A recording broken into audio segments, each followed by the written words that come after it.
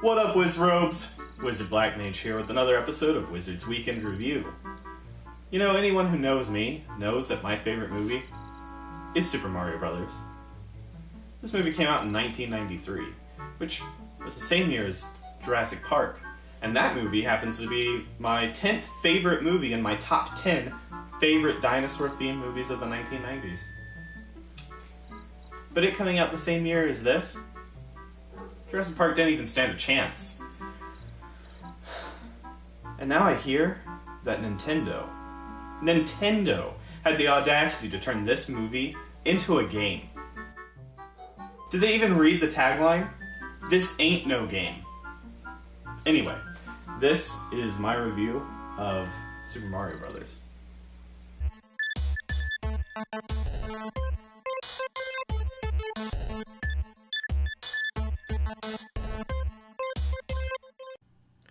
Through all of gaming history, whenever a good movie comes out, developers try to tie a game into it. These are usually bad. Back to the Future, Jaws, E.T., to name a few, and Nintendo's Super Mario Bros. Is no exception. The movie, starring Bob Hoskins, John Leguizamo, Samantha Mathis, and Dennis Hopper, was an instant classic. The story involves two plumbers and their journey to another dimension to save a princess from highly evolved dinosaurs.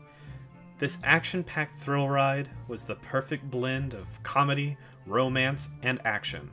Unfortunately, the game doesn't hold lemons to the movie. I mean, just look at these graphics. Is this supposed to be Mario? Mario. And what about Luigi Mario? He's just a green Mario. That's just lazy, Nintendo. Luigi is supposed to be thin and tall. But the differences between the movie and the game don't stop there. Nintendo took a lot of liberties, and not in a good way. For instance, Goombas are supposed to look like this, and not like potatoes with faces. They completely changed Princess Daisy, and they changed her name to Peach, for no good reason. And just look at Koopa. He doesn't look a thing like Dennis Hopper.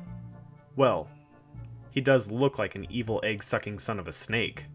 So, I'll give you that one, Nintendo, but don't think that this one similarity gives you a free pass, because it doesn't. This game is lacking so much from the movie, it isn't even funny. Where are the flamethrowers? Where's Mario's gun?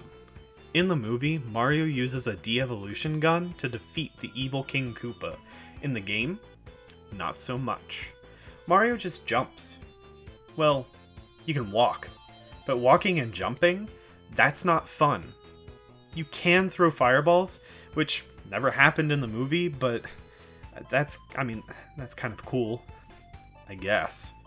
Throughout the movie, there is fungus, but Mario never uses it to grow bigger, so I don't know where that came from. Now, I could get over the game not having flamethrowers, but bombs? How could they leave out bombs? Hands down, the best scene in the movie is when Mario pulls out of his pocket this wind-up toy. People in the street screaming, "It's a bomb!" running all around. And what does Nintendo do with this scene? Nothing. And if you think that's bad, the game doesn't even mention Koopa's plan to use Daisy, Peach, to merge their universe with ours so he can control the resources which they depleted. So what is Koopa's motivation? Doesn't have one. And where is Yoshi? This game, I swear. Does Mario even plumb? He's still a plumber, right? With all the other changes they made, I wouldn't be surprised if they made him a TV repairman. And I'm sure one could argue that Nintendo did their best with the limitations of the tools they had, but that's just an excuse. Do you think IO Interactive made excuses about the limitations of the PlayStation 2 when they made Hitman? No, of course not. They went out, watched the movie, came back to the office, and made a game. And a pretty darn good one at that.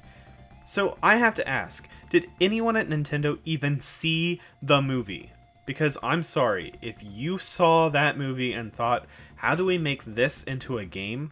Oh, I know, Guy Who Jumps.